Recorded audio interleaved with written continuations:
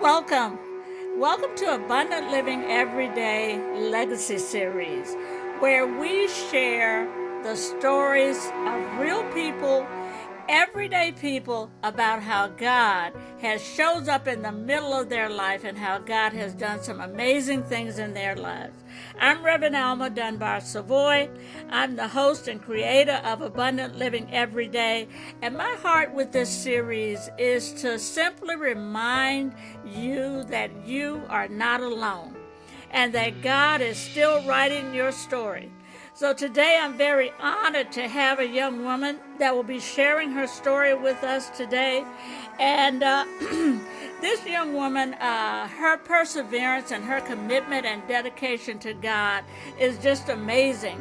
And I'm so excited to be able to share her story with you. So we're going to jump right in, and I'm going to have her introduce herself, tell us a little bit about her background, where she came from, where was she born, and all of that, and then we'll just get right into talking about her fascinating story. So welcome. Thank you so much for sharing your story with us today. I'm going to ask you to go ahead and introduce yourself and just tell us a little bit about yourself. Okay, my name is Debbie Allen. I like to be called Deborah. I don't like to be called Deborah. Call me Debbie. I was born in Walter Reed Hospital. At that time, my father was in the Army. So I was born there. We lived in D.C. for a while, and I think in 1965 we moved to Maryland. Sea Pleasant, Maryland, in Peppermill Village. Oh, Now it's okay. called Capitol Heights. And we lived there for a while. Daddy stayed there until he got sick. Like in 2015, he got sick. And then we ended up putting him in the senior assisted living facility in Bowie. Okay. So he was there for a long time. And what else? I'm trying to read my paper. And yeah. And so we put him there in Bowie. Also that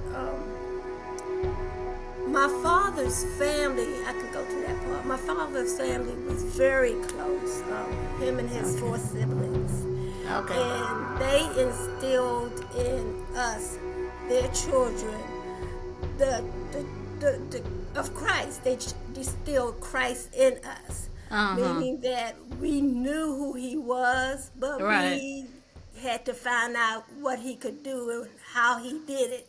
Okay. They just gave us the foundation. Oh, okay. And during the summer times back in there, I'm so close to my first cousins, a lot of them, and we would always go to my grandfather's farm in North Carolina.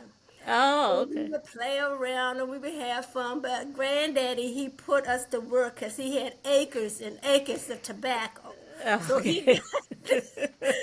got, I know he broke some child labor laws. Anyway, he had us down there just a hand in tobacco and doing that. And I said all of that because my first cousins are more so like siblings instead of cousins, and they're there for me, and everybody is there for each other. So that's Okay. basically how my foundation in Christ started, because our Okay. family, our parents gave us that foundation. So it was always a large part of your life and your early life and your life coming on. Uh, Right. mm-hmm. I mean, because in your teen years, well, I don't know everybody, but I know in my teen years, you backslide. I don't Right, want to go right. to church. I'm going out here and have me some fun. I'm gonna play cards all night. Then I'm gonna Yeah. go home, and they gonna get me ready for church, but I ain't going. Okay, So that's okay. what happened. And then, when I was in my 30s, I'm like, I need to stop playing around and get it done. So I got baptized in my 30s because Oh, my okay. mother told me I was always scared of the water, and she wanted me to make the decision to get Oh, baptized. okay. I said, I ain't doing it till I was was 30, so I guess I was ready. Well, at least you knew what you were doing Yeah, at that point. Yeah. exactly. Exactly. So How yeah. many siblings did you have? I have four others.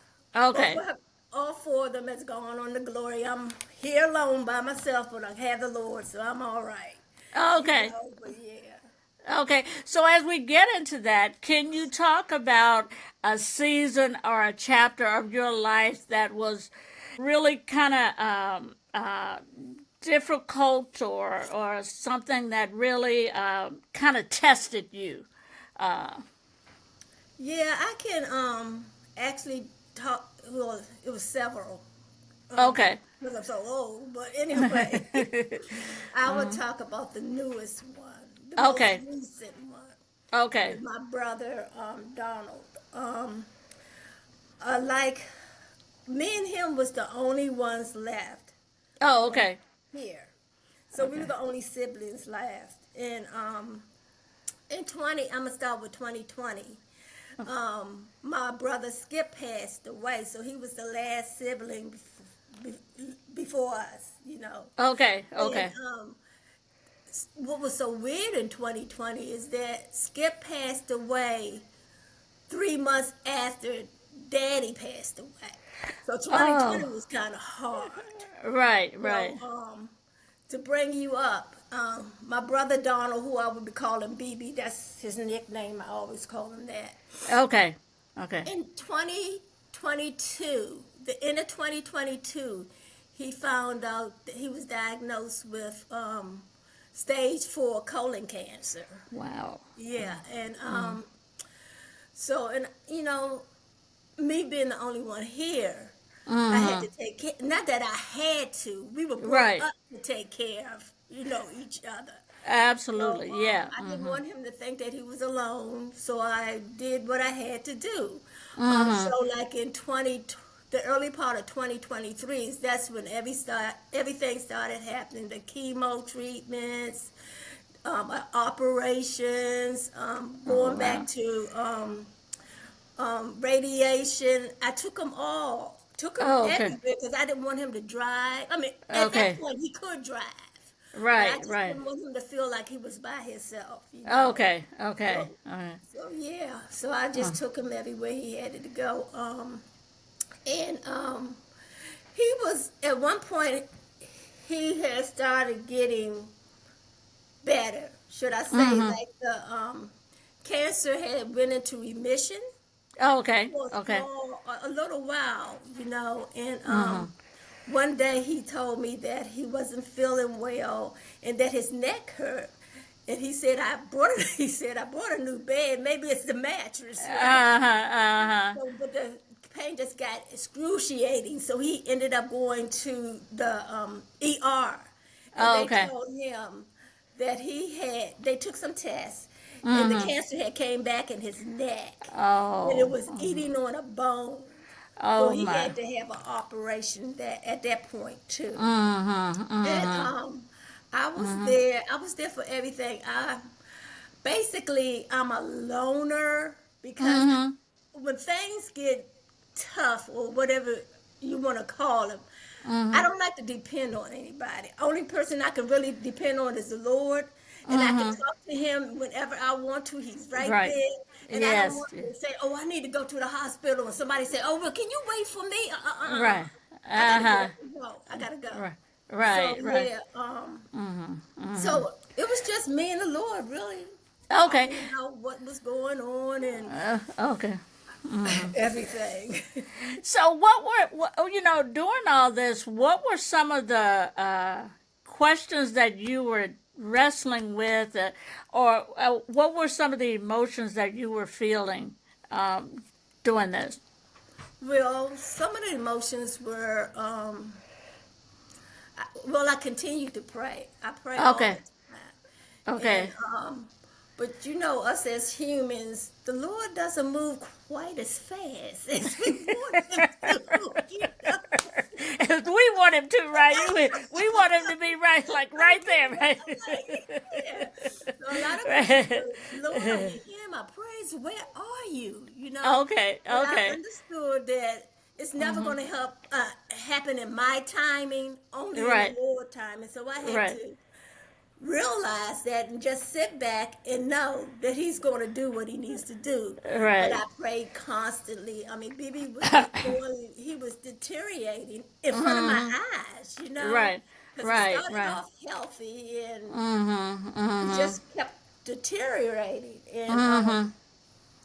I just asked the Lord, what is going on? I mean, are you listening to me? And Right. then this peace came over me. Okay, okay. It's a peace that came over me. And every time I get peaceful like that, I know that the Lord is working. Right, So I right. knew he was working on what was going on. So, Okay, okay. yeah. But Mm-hmm. baby was just having a hard time. At one point, he couldn't walk. Okay, He okay. was using a cane. He was using a walker. I was rolling him around in a wheelchair.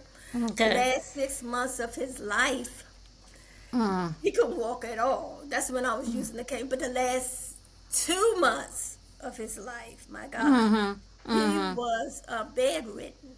I had to do Mm-hmm. everything for him. I mean, Mm-hmm. everything. Mm-hmm. Then Mm-hmm. we finally realized, because he had me on everything. So I was his Okay. contact person. Right, right. So they kept talking about hospice, Mm-hmm. hospice, and I'm like, Mm-hmm. I said, baby, do you want to go to hospice? He said, no, I don't think I need to go right now, right? I'm like, Okay. okay, I'm gonna let him decide because whatever I say, I don't want him upset about it because that may, Right, get him to go right. a little faster, and I don't want him to think that I'm taking over because he Okay. still was conscious of Oh, everything. okay. Okay, okay. So, but when I noticed that he was really getting terribly sick, the doctor came in and he talked to us. And Was it just you and him? it was just You and B? me and Okay. Bibi for the Okay. whole time. It was never nobody else but us. Okay. I Okay. was always in constant prayer. Right, right. I needed to have some stability, and God was it. Okay, Even okay. though I could call somebody or ask somebody something, but I'm going to end up talking to God anyway. Why I need to talk to you? Not that Right. not Right. that I don't want to Exactly. talk to you. I mean, Yeah. you can direct me, but He can show me the way to Yeah. go. Yes, yes, So yes. when we decided, he finally decided that he wanted to go into hospice. I had to go around looking for a place to put him because I had moved him in my home, Yeah. but the bed was too low and he wasn't comfortable in that bed. Oh, So okay. that's why I went and found a place for him. And the Okay. place was in Laurel. Oh, Very okay. nice lady. Oh my God, she was a Christian, and I'm like, we would talk for hours, just me and her, just talking. Okay. While he Okay. was laying there, because at that point when I put him in hospice, he wasn't talking at all. He wasn't Mm. saying a word to anybody. I would just go over there and hold his hand and let him know I'm here. But the Okay. last week, I noticed that his hand was very cold, and I'm like, why is Mm. his hand so cold? I mean, his hand was so cold, it was like he was outside. Oh, okay. Okay. So I guess that was like letting his body shutting down. Right, right, right. But like I said, me and the Lord, we are very close. We are very good friends. Okay. I know I can always count on him. Not Okay. that I can't Okay. count on somebody else, but Yeah. Yeah. no, I want to go to the Right. source, the man. Right, right. That is so powerful. Were there particular scriptures or, sayings or verses that helped you during this time, or that you really turned to or counted on? Uh, Yeah. One scripture I always went to, I call that my 911 okay. emergency scripture. with Right. Psalms 91, 1 through Oh, 3. okay. Okay. Yeah. I And I love that love one. Yeah. that one. Because he who dwells in the secret place of the Most High God should abide in the shadow of the Okay. Almighty. Yeah, I leaned on that all the time. But I Okay. also had another one, because I told you I was in peace. Mm-hmm. I was in peace all this time.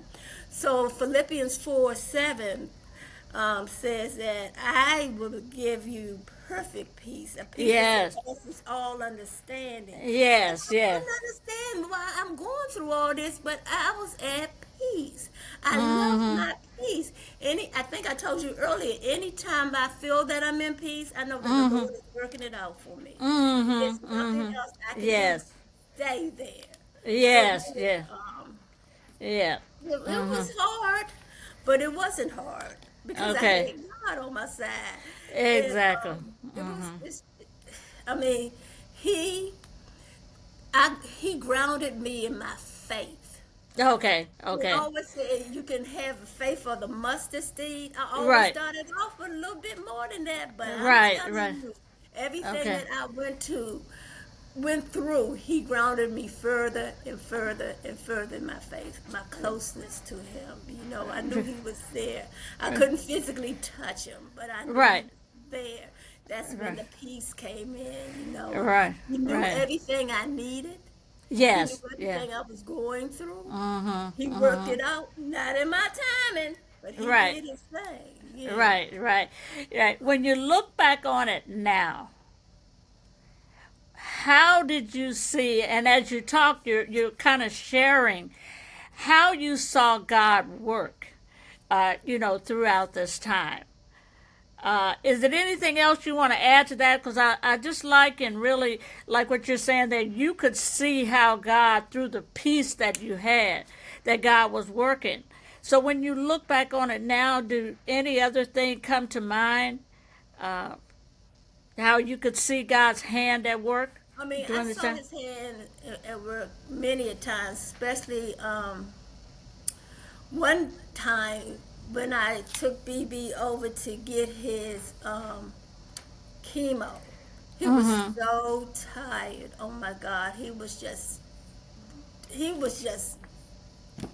had no strength at all. Okay. So we were Okay. sitting there in the doctor's office waiting for him to come back in. Actually, it was somebody taking the regular doctor's place, waiting for him to come back in. And because she had went out to call his regular doctor because Mm-hmm. BB asked her a question. I forgot what it was. So when she went out, she came. BB said they're gonna admit me to the hospital. I said, "How you know?" Because I love him, but we used to battle, you know. I said, "How you know?" Yeah, but they gonna admit me to the hospital because Mm-hmm. even in the way I was that when I was going, we were going over there. He kept saying I don't feel well. I don't Mm-hmm. feel Mm-hmm. well. Right. And they took all his vitals and everything was all right. Okay. But he kept saying I didn't feel well. And so when she went out and she came back in, he Mm-hmm. just kind of did a convulsion sort of thing, something I'd never seen in my life. And then he Oh. just fell out, right? And Uh-huh. they was Uh-huh. trying to recover him and all that. And he did wake back. Uh-huh. Crazy guy, I love Okay. him. He did Wow. wake back up, and they said, I mean, they had everybody because the doctor's office was right next to the hospital, so all Oh, they had to okay. do was come over.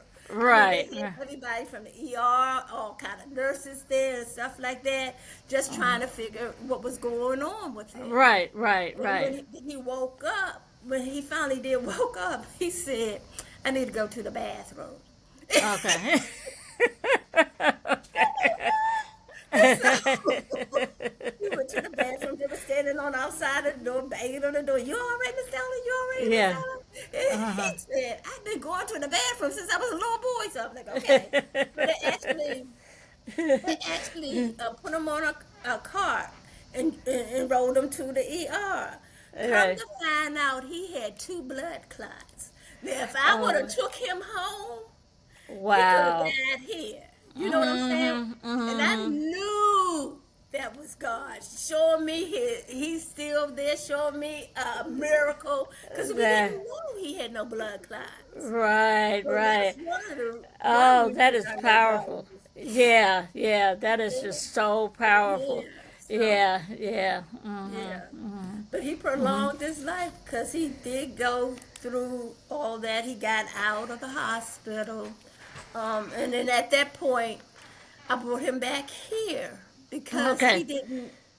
I didn't take him to his house. He's single, and he had okay, steps, you know. And I didn't okay. want him to try to go up and down the steps. I Oh, could hardly yeah. get over there, get up and down the steps. That's why he was over here.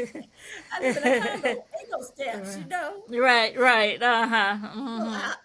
I brought him back here and started doing everything for him here, and then he just got so tired.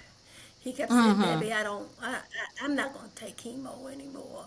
And I couldn't Mm-hmm. try to convince him because it wasn't me. It wasn't for me to convince. I know Right, what I right. see. I know what he's going through. I know what he can handle. I don't know what he can Okay, handle. So it's okay. just for me to agree with him. Okay, if you Right, don't want to right. go, we won't go. But I'm going to call Mm-hmm. the doctor and let him know what's going on. So Right, right. I Uh-huh. did that, and I told the social worker there because the doctor had a social worker. I said, Right. "Well, I'm trying to get him in and out of my car, and Uh-huh. I know it's kind of hard for me because he wasn't a big guy because he lost all the weight, but it still was kind of hard for me to try to maneuver Yeah. the Right. wheelchair, get him in the Eh, car and stuff like that. So yeah. that's how I know God was working again. She, I forgot her name, but she started calling around, and she actually got metro access for us for the Mm. next appointment. Oh, okay. Okay. So I didn't have to drive them. They come to the house, pick them up. I mean, I could go in the van Right. with him, but Right, he was right. so sick that day he couldn't even go to the hospital. I mean, he Mm. couldn't even Mm. go to the doctor's Mm. office. He ended up Mm. back in the hospital. Mm. And he was in the hospital more times than he was here. So I knew Mm. something was getting ready to happen. But the Lord, I was still at peace. I Mm. just didn't understand why I was at so much peace, you know. And then when he Mm. passed away, the lady called me from the hospice, and he had passed away. And I was sitting right here at my table, and I'm like, okay. I just started making arrangements, but I was at Mm. peace the whole time. I didn't ask Mm. anybody to do anything, you know. I Mm. wasn't Mm. upset. I didn't cry. I mean, Right. you know it's coming. Yeah, yeah. You're never ready for it. Right, But when it right. comes, you gotta be grounded, Yeah, because that's a yeah. major part of your heart gone. This is my Yeah. last sibling on this earth. I'm here by Right. myself now, you Right, know. right. But Mm. Mm. yeah, Mm. it was, and I just give all the honor and praise to God because if it wasn't for Him, I would been a crazy woman out there on 450 trying to run up and down the street getting hit by cars. Wow, wow. That is just that is just so powerful and so amazing. Your commitment and dedication, and to there are so many caregivers that just give up hope and they have no strength and they're just not able to do. But your story of how sharing how God was just with you, during all of this time brings such hope to someone else. And that's what I could see in your story and knowing your story, your commitment to that. And so as we kind of, and just thank you so much for sharing, that part of it because I know, like I said, caregivers just need hope. What would you say to to a caregiver that's just weak and ready to give up? What would you say to them to give them some hope? I would kind of say, trust and believe. You're not by Mm-hmm. yourself. Just believe Mm-hmm. in God. He's there to take you through. Um, it's hard being a caregiver. I was at the Yes. end. I was a caregiver for my daddy, Uh-huh. but he was Uh-huh. in. I had to put him in hospice, but Oh, okay. he was in that senior citizens assisted living place. So his home was there. So they Oh, went okay. there. But you just gotta hold on. I mean, because if Mm-hmm. you break down, what's gonna happen to the person you're taking care of? Right, right, right. So Mm-hmm. you just have Mm-hmm. to. That's my motto. Trust and believe. Is there. He'll do it all for you. That's the whole thing. You might say you trust, but do you Yes. believe it? You gonna Right. say it, but do you actually Right. believe it? Right. Especially when the test comes. Right. Yeah, That exactly. It's yeah. gonna Mm-hmm. come. It's gonna Yeah. come. So Yeah. yeah, Yeah. that's Yeah. what I would Yeah. say. I mean, read your word. You gotta be grounded. You gotta continue just to be prayed up. You know. Mm-hmm. And Mm-hmm. like I said, I was in peace through all of that because I know Okay. God was working it out. He was Right. working, you know. Yes. Yes. Yes. So when you think about legacy, what you leave, what kind of impact do you hope just sharing this story will have on others? I hope someone can hear the story. I hope someone can see in me that beacon of light that is put in me and know that I am a Christian, that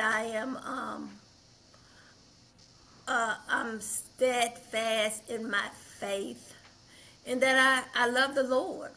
Mm-hmm. I love the Mm-hmm. Lord. That's basically it. I mean, He sacrificed for me. Why can't I do and just follow Him? Not Mm-hmm. that I'm Mm-hmm. sacrificing. Well, I don't feel like I'm sacrificing. A lot Right. of people Right. feel that they might be sacrificing, but I don't feel it. It's what have to do. Not what Okay. it's what I love to do because He Okay. first loved us. Okay. Yeah. Absolutely. Yes. Yes. Debbie, let me ask you about singlehood.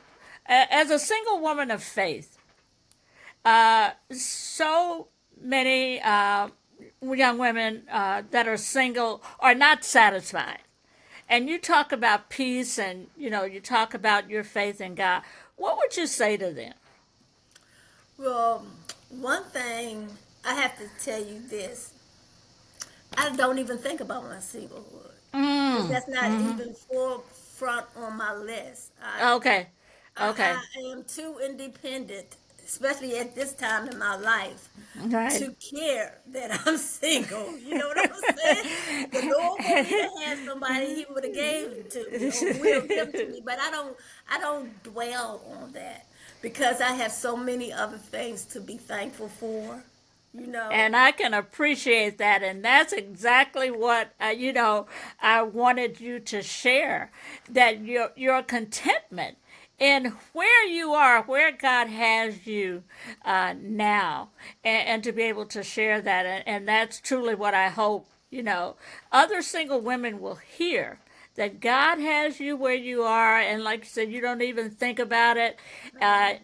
Being so independent, just So independent. doing I don't want yeah. nobody to disturb my peace. I like my peace to go like this. I don't want it to go up and down, up and down. I just love my peace. Yeah. What are some of the other things that bring you joy? Um, a lot of things bring me joy, but I love me some old school music. Oh my gosh, I love old school. Well, I was hoping you were going to say your singing. You have such a beautiful singing You know voice. what? I haven't Uh, sung in such a while because the church I go okay. to now, they have a big praise team and they're young. So they Uh huh. walking and skipping and jumping around the Yeah. stage. Girl, my knees got issues. I can stand. And I could just look at them. But I just have issues. But I haven't sung in a long time. I still sing, here and Yeah. there to myself. Yeah. Yeah. Yeah. But Uh other huh. than that, Uh I huh. love singing. But every Yeah. now and then I may go to karaoke. That's where I Oh, might get to okay. sing. But Okay. other than Okay. that, Okay. I haven't Okay. sung in a minute. Okay, okay. Such a powerful story. So, as we think about kind of turning the corner on it, what is the most important thing that people should know about you? I think the most important thing they should know about me is that I love the Lord. Okay. I'm dependable. And if he gives me an assignment, I'm going to work it out until I Mm-hmm. can. You know what I'm Right, saying? right, Because if he gave it to me, he knows that he already put it in me to do right, it. right. So Mm-hmm. I think Mm-hmm. that BB was one of my assignments. So was Okay, my dad was one of my assignments okay, because okay. I look at it and I was always alone with them. Not that I didn't Mm-hmm. have anybody I could call or could you help me do Right, this? Could you help me do that? Uh-uh. right. It was my Okay. assignment. So I had to Right, complete it.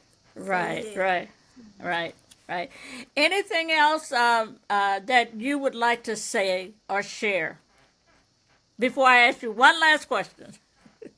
Okay.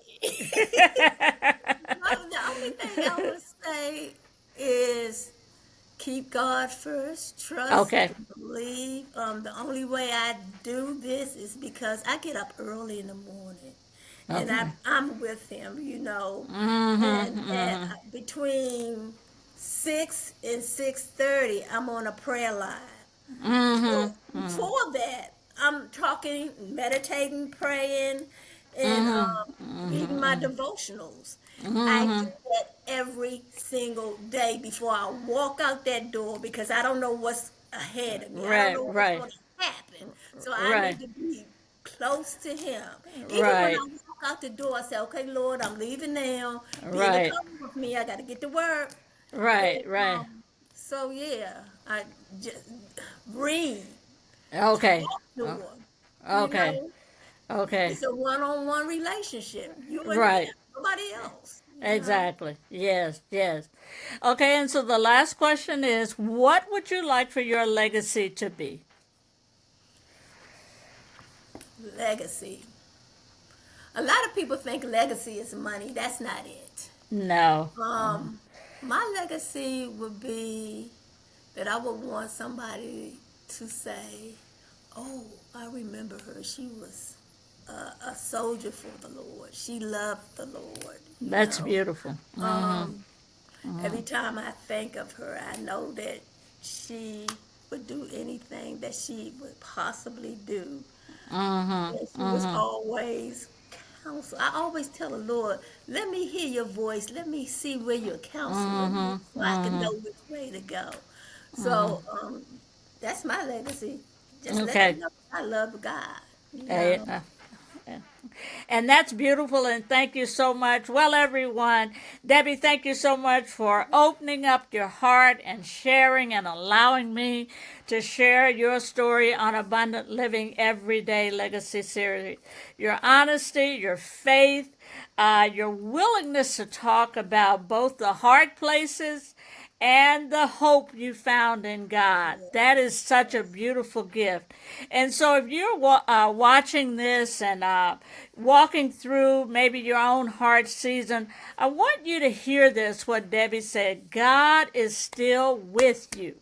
Just like he was with Debbie, he's present in your story as well. Even in the moments that don't make sense yet, he is with you. And so, Debbie, again, thank you so much for sharing your story on Abundant Living Everyday Legacy Series.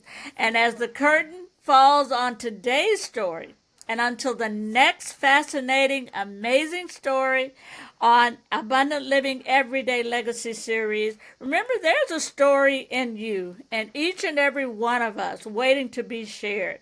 So share this episode with someone who needs a reminder that God is still at work.